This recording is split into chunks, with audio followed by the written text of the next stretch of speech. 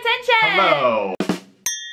I'm Sarah. And I'm David, and here we are to talk about the very first episode of Amazing Race. We had the first episode! It was great. With the social media influencers. Yes, yeah, our Viners and Instagrammers and YouTubers. It was a great episode. Great first start to the season. Yes. New intro. Yeah. New way to start the show. Very fresh and young and tech savvy. Getting a video message, and they were all watching on their Samsung phones or whatever it was, and then they had to go right away. Well, it was obviously fitting to the cast. Yes. That they were getting a message on their phone wherever they live. Right. But what was interesting is that they had to race from there. That was the first clue, get to Mexico City. Yeah. Instead of, you know, traditionally all everybody... gathering at Venice Beach or whatever it is. It looked like it was a bit surprising to just, oh my gosh, we're already starting to race. Right. Which I'm sure they thought, oh, we're now getting, the producers are obviously there with the cameras, we're going. Yeah, we're all dressed, ready to go, ready. So we kind of know that this is happening. But they didn't maybe know that they really were just now racing. Yeah, but just really thrown into it, which was great. Just like, get it going right from the start. Everybody jumped right into it except Team, I'm going to call them Team Alabama. Cole and Sherry. Yes, they immediately start crying. They were bawling. Like, everyone else is like, go, go, go. And then Cole's like giving a long hug to his dad, and Sherry's just like wiping tears away. That was really sweet. I mean, I'm glad there was a dynamic of different ways to handle the situation. Right. And good for them for being so family oriented. You know, maybe they were like the most shocked of everyone. They had to race right then. They were not prepared. They didn't know they were going on the race, right? So everyone goes to Mexico City. Yep. But they all arrive... They're all like on the same flight because they all get to Phil around the same time. Like it seemed like they all landed in Mexico City around the same time. The same flight-ish, it appeared. So wherever they were connecting, I guess, was the same flight. Yes. Immediately, I just have to point out that the models ran to Phil and hugged him. And then the two guys, I'm gonna call them the Frisbee Gators. Yeah. They were like, oh, we're racing, and they took the clue. Yes, right, yeah.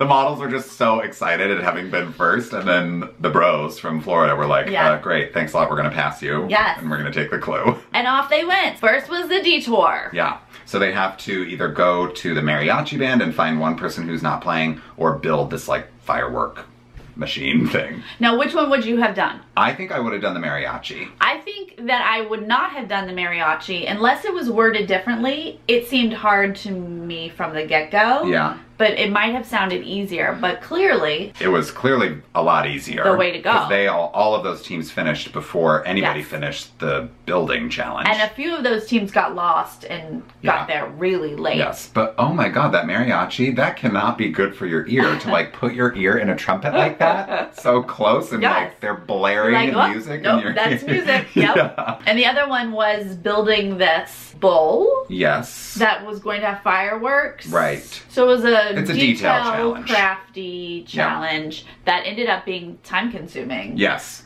But I will say most of the people got finished around their first try. Like I think only a couple people had to redo some things. But Tyler and Corey kind of raced through it, and they were the first ones to get out of they did that really, really well and got out of there. Everyone leaves the detour and finds a roadblock.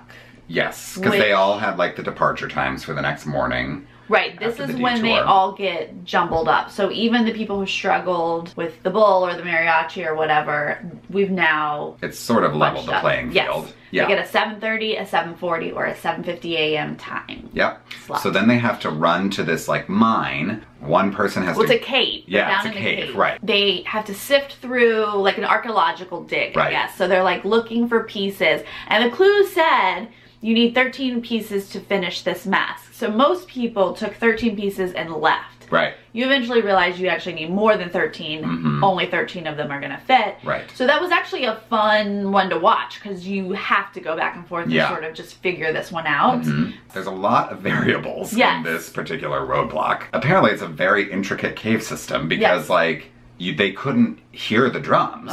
So they're having to like search around these caves to even like find the drums. Through tunnels and stuff. People were leaving the caves because they thought like, oh, maybe they're tiny drums that I have to find in the grass. Like one of the models started like digging through the dirt with a shovel. Like they just were totally in the dark about what they were supposed to be doing. Those models. Yeah, they struggled. But they were all sort of working together. You know what I mean? Well, they mentioned like, oh wait, is that silver or that's blue? Like, yeah, little and they were hints helping here it, and like, there. they were asking each other, like, do you think it has to be all the same color? And like, Scott and the model were outside, like, asking each other questions, and they were being honest and trying to be helpful. So there wasn't a lot of like antagonism, you know, from the beginning. Right. This breaks up who was in the lead and who was not. This like just everyone is now figuring this out. Yeah.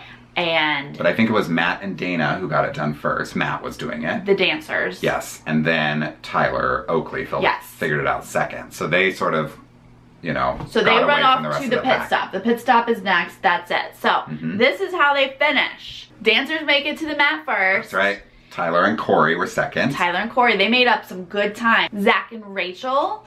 The newlyweds. The newlywed viners. And then the brothers, right? Darius and... Yes, I'm calling them Vine Boys. I guess we could call them Vine Brothers. Okay, Vine Brothers. I like that. This is what, making things like up. Like the Fine Brothers, but Vine Brothers. Yes.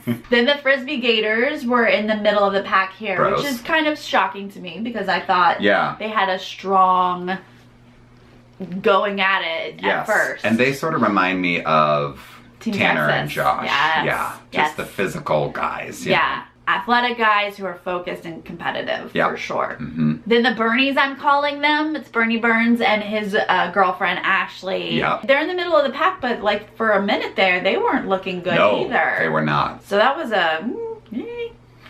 Then the models.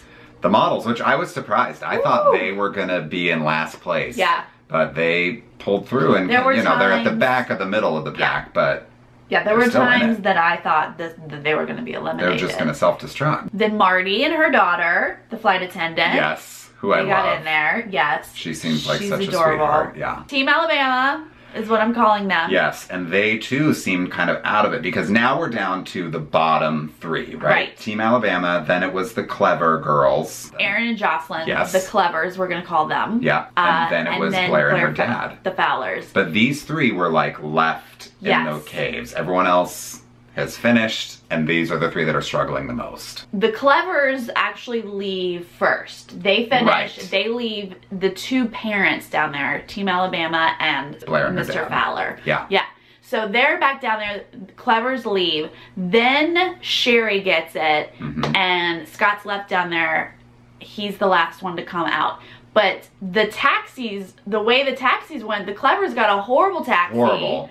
And Team Alabama actually passed them. Yeah, the speedometer was broken on the Clever Girls taxi, and they were like, oh, we're just driving like we're sightseeing in Mexico City. This is great. Then the Fowlers get up at the end, and it's a non-elimination leg. What the hell is that? David. On episode 1. Episode 1. Okay, I get it. I get it. So you've got a whole cast of... with a built-in fan base. Celebrities. And CBS is hoping that this new audience is going to watch this show. Right. I hope so too. Yeah. Fans of the show, we want everyone to watch. Yeah. So I get that in their minds, they're like, we can't get rid of the Fowlers audience the first week, or whoever it was going to be. Yeah. I get it, but it's still lame. Yeah, I felt like it was cheap, and I feel like what's so interesting and crazy about The Amazing Race is that you literally dive in, you're racing, you're flying, you're landing, you're running, crazy, boom, you're on a mat, and you're gone. Yeah. And that's it. And you're like, wait, I just got here. Yeah. That's part of this game. And I like a non-elimination leg a little further on when people have really been battling and you sort of have cut a little bit of the fat out. Right. And then a team who thinks is kind of convinced like we have a real shot at winning this, and then they're last and they think they're going home and then they get that second chance. That's a little more rewarding than someone who's, you know, taken one flight to Mexico City. Yeah, I mean, I have to agree. I was really bummed that they did that. I mean, great for Blair and her dad. Yes. We thought that they had way more potential than they showed on this first episode, so it's wonderful that they are getting another opportunity, but I just feel like as a true fan of the show, it just goes against how I feel this show is. Yeah.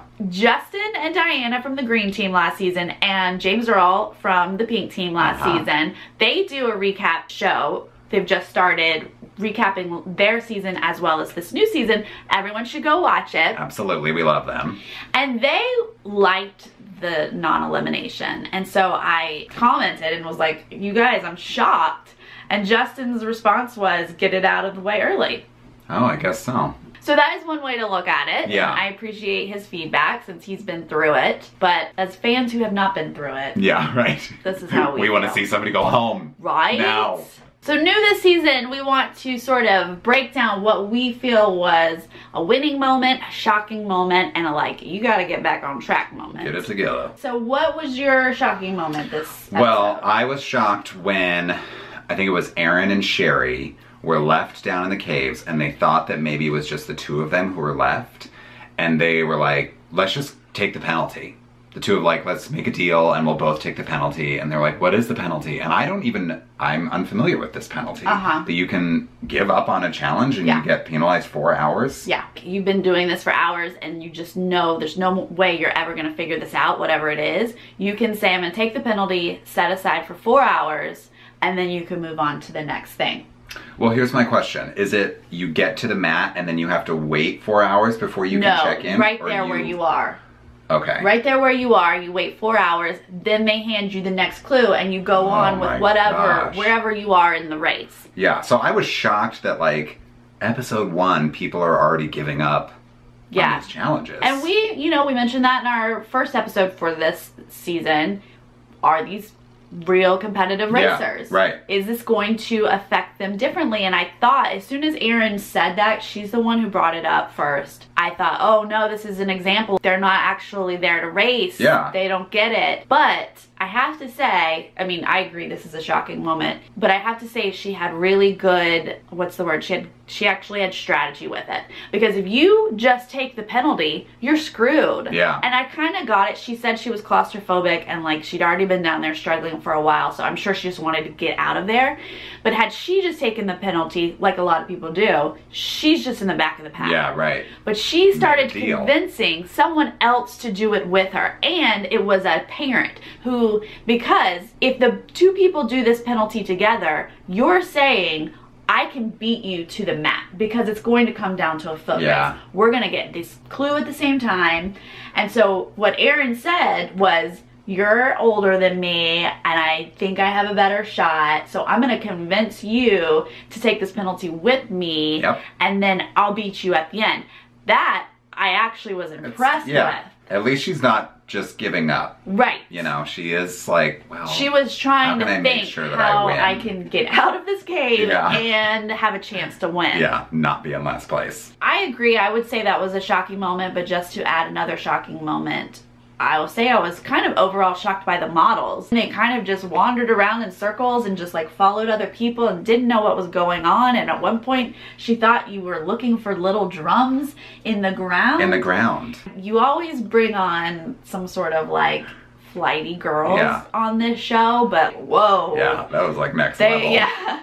That one caught me off guard. She like was literally digging through the dirt looking for drums. So I don't know, I'm shocked by them and I'm very interested to see how far they get in this race. Yeah. What is your moment of this person needs to get it together to succeed? Well, it is Scott in the cave challenge because I had high hopes for him coming in. Yes. He has all these advanced degrees. We talked in our last video about how he's super smart. That's probably going to take them very far. That's what he's going to bring to the team with Blair, you know? But he was just so sort of lethargic, walking around when he left the caves, walking around up on the ground, and like he dropped all of his pieces all over the place, and then he was going back and like finding all of his pieces and counting them. It just seemed very slow. Maybe it was the editing, but it was just like, dude, you gotta like, you gotta be in this to win this, and you're not right now, which is obviously why they were last place. The fact that he stayed outside so long was, what are you doing? Yeah, you don't see anybody else outside. Well, Bernie Burns ran outside, and I'm sure other people might have run outside, but what you saw was he got outside, realized no, was back down inside. Right. But Mr. Fowler just wandered and wandered. He seemed to be up there forever. Forever. Maybe this non-elimination thing will be good for them, and like they'll really be like, okay, this is serious, we need to buckle down. Because I think they can do well as a team. I don't think they're necessarily going to get eliminated next week, but attitude. I love that she was like, my dad's great, he's so smart. Yes. She was super supportive. Yeah. And then she was so relieved that they're still in it. So I feel like they're still working well together. Yeah. My moment of like, you best get on track is for Rachel. Is she Zach's newlywed? During the mariachis, you're like in this chaotic group of instruments and everyone sort of broke off and were trying to find, because you're looking for the person who's not actually playing. And she just stood right by his side as they wandered through the mariachi. Yeah. And I was shocked and thought, that is not how you win. Like, are you playing? What are you doing? Yeah. She's just gonna follow him around. Like, that's not the game-winning attitude that you have to have in this race. So she's either gonna need to figure that out, or they're not going to make it very far. Because he can't carry the team. No. You know? And overall, I think the winning moment in my eyes is the group as a whole was really on it and competitive, and there were some super fan moments that were nice to see. So it's not just celebrities that they found who are just on it to be on a show. Yeah. No, they all really seem, I mean, the penalty deal aside, I thought everyone was really trying hard and competing and racing and not just, you know, there for the trip to Mexico City or whatever. Right. Oh, I also wanted to say, because I do watch Tyler's videos, and he had mentioned when he got back that he felt like renewed and refreshed. And so in the back of my head, I was like, oh, he must not make it very far. Right. Like, who comes back from the amazing race feeling refreshed? I thought that was an odd comment. But after watching this first episode, I'm like, he is focused. Oh, yeah. And he is competitive, and I they seem very smart, the two of them. They're gonna make it a good ways. I think so too. Yeah. What did you guys think? Yeah, let us know. What a fun first episode. I think that means we're gonna have a good whole season. I hope so too, and I really hope there's an elimination next week. There better be. You can't keep all of these people. You can't, sorry. Thanks for watching. We'll see you next week. See you next week.